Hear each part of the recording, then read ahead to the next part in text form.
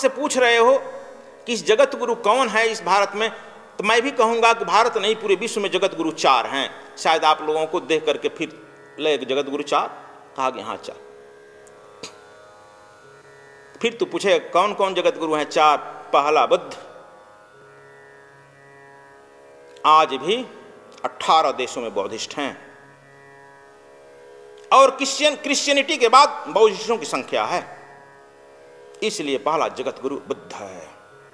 दूसरा जगत गुरु ईसा है, ईसाइयत को आप देख सकते हो कितने हैं। और तीसरा जगत गुरु मोहम्मद, और चौथा जगत गुरु सदगुरु कबीर। कबीर का नाम सुनकर के आप चौंक गया। अभी भारत में 10 करोड़ कबीरपंथी हैं, और छोटे छोटे जो आपके भारत के टुकड़े हैं, मॉरिशस, सूरीनाम, ट्रिनिडाद, फिजी, गुयेंडा, ये सब कबीरपंथियों का जाल भरा हुआ है। लेकिन ये 4 ही जगत गुरु सच पूछो तो अभी हैं, लेकिन ये चारों जगत गुरु अपने हैं नहीं लगा रहे हैं। सुना है चारों दिख रहा है, और तुम लोग इनको जानता ही नहीं है। जिनको तुम लोग जगत गुरु कहते हो, मैं आज बोल रहा था तिवारी से, उनके 10 ब्राह्मण, 5 क्षत्रिय, 3 अग्रवाल, यही शिष्य हैं, उन्हें जगत गुरु कहते। यह बड़ी भ्रमजाल है, और इससे भारत का कैसे उद्धार होगा? जब तक से इंटेलेक्चुअल पर्सन ऑफ सोसाइटी धर्म में नहीं आएगा, इसका उद्धार नहीं होगा। भारत अकेले पड़ चुका है। अभी सच पूछो तो भारत चीन के द्वारा घिर चुका है, चारों तरफ से पाकिस्तान के द्वारा घिर चुका है। पाकिस्तान का नाम इसलिए ले रहा हूं कि वह चीन और अमेरिका दोनों से समर्थन प्राप्त कर चुका है। माओवादी और कुछ नहीं है, यदि कोई बोल नहीं रहा है, लेकिन मैं तुम लोगों से कह रहा हूं, यह चीन का छद्म लड़ाई है, और वही माओवादी भारत को घेर चुके हैं। जगह जगह आतंकवाद हो रहा है, इधर मुसलमान बनाए जा रहे हैं, इधर क्रिश्चियन बनाए जा रहे हैं, और सारी जनता का ध्यान उधर से तोड़ करके एक गंगा पर ला रखे हो। यह कितना भारत के लिए शुभ होगा संदेश है। जो हमारा अस्तित्व समाप्त पर लगा है, उस पर हम बोल नहीं रहे हैं। हाँ, इसका भी मैं एक समाधान अपनी बुद्धि से मैं आप लोगों को बता रहा हूं। हमारे भारत में पूर्वी उत्तर प्रदेश या सीमावर्ती सारे राज्य इस्लाम और क्रिश्चियन बनते जा रहे हैं। हमारा अस्तित्व खतरे पर आते आ रहा है। साधु केवल यहां पर छाती पीट रहा है, कानून बनाओ, कानून, कानून से कुछ नहीं होगा। जिस आदमी का जितना पेट कमजोर हो जाता है ना, उसमें उतने विभिन्न तरह के दावा दिया जाता है, और एक दावा देते हैं तो एक दूसरा उसका जो है साइड इफेक्ट हो जाता है। इसका मतलब हम जितने कमजोर होते जाएंगे उतने कानून बनाते जाएंगे, और कानून हमारी रक्षा नहीं कर पाएगी। कानून तो बना है घूस लेना और देना अपराध है, लेकिन यह बंद हुआ और बढ़ गया। कानून तो बना है कि दहेज लेना और देना अपराध है, लेकिन दहेज देना बंद हो गया। कानून से नहीं बनेगा बंधु, यहाँ नैतिकता लाना होगा। इसलिए 1 साल के लिए भारत के सारू साधु, 1 करोड़ साधु जंगल की तरफ मुंह कर दें, और सब जंगल में अपने धन को लेकर चले जाएं। उन आदिवासियों को, उन जो बने क्रिश्चियनों को, बने इस्लामवादियों को, और अभी आतंकवादी जो बने हैं माओवादी को अपने हृदय से लगावें। आश्रम का सारा धन उन्हें दान कर दें, दान से मिला हुआ दान को दे दें, कह दें तो देम वस्तु गोविंदम तु विमेव समर्पयम, जनता जनार्दन तुम्हारे द्वारा धन मिला है, मैं तुझे समर्पित कर रहा हूं, और इस समर्पित करने में मैं आगे मैं रहूंगा, पहला नंबर मेरा रहेगा, और हमारे सदविप्रों का रहेगा।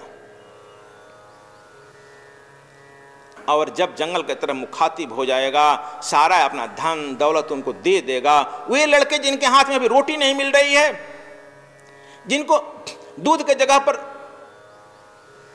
आटा नहीं मिल रहा है, वे हमारे आश्रम के धन से पढ़ जाएंगे, लिख जाएंगे, शिक्षित बन जाएंगे, आतंकवाद को भूल जाएंगे। उन बिहड़ जंगलों में हमारा झोपड़ी भी खिल जाएगा, और ये हमारे आतंकवादी पुष्प भी हमारे पुत्र बन जाएंगे। भारत पुनः जगत गुरु बन जाएगा। इसलिए हे तथाकथित जगत गुरुओं, हे तथाकथित महामंडलेश्वरों, हे तथाकथित यहाँ के धर्म गुरुओं, तुम इस मठ से बाहर निकलो और चल चलो उन जंगलों में, उन आदिवासियों तक पहुँचो जहाँ वह जुगों से तुम्हारा इंतजार कर रहे हैं। अपने धन को तुम कमाया नहीं है, कोई दिया है, इसलिए उसे प्रदान कर दो। सरकार का छोड़ दो मोह। सरकार का काम यह नहीं है। सरकार का काम है प्रशासनिक काम, वो प्रशासन अपना संभाले, और हमारा काम है यहाँ के व्यवस्था को सुधार देना, यहाँ के अनपढ़ गंवार लोगों को पढ़ने लिखने वाला बना देना, आतंकवादियों को भक्त बना देना, जिसमें घृणा भरा हुआ है उनमें प्रेम भर देना। एक गोली से तुम मर ही जाएगा तो क्या लगा है, तुमको कौन बहू बेटी है रोने वाली। इसलिए इस गोली की परवाह को छोड़ करके 1 साल के लिए उन बिहड़ जंगलों में चल चलो जहाँ तुम्हारे अपने ही इंतजार कर रहे हैं। इसलिए मैं यह 2 साल के लिए 2 प्रोजेक्ट दे रहा हूँ यहाँ के साधुओं को, महात्माओं को।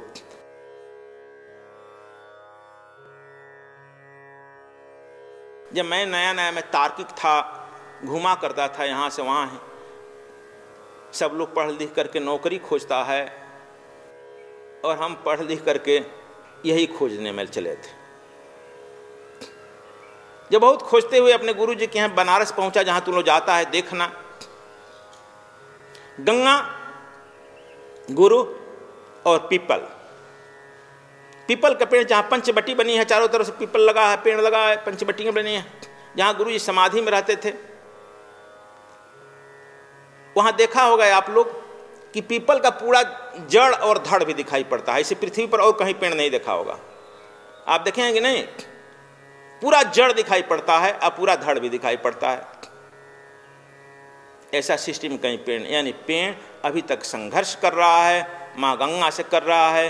तू गुरु जी का यह समाधि भूमि तो बचाओ, मैं भी संघर्ष कर रहा हूँ। गंगा उस पीपल की त्याग देखकर, तपस्या देखकर, चूंकि भगवान कृष्ण कहे हैं कि नदियों में मैं गंगा हूँ तो वृक्षों में मैं पीपल हूँ, हट गई। पूर्णिमा के दिन हम लोग बैठे थे ध्यान में, तो देख रहे हैं कि जो गंगा जिसको तू पानी कहते हो, गंगा बिल्कुल समतल है, बड़े बड़े टेंट लगे हैं और सप्तऋषियों का आगमन हुआ है।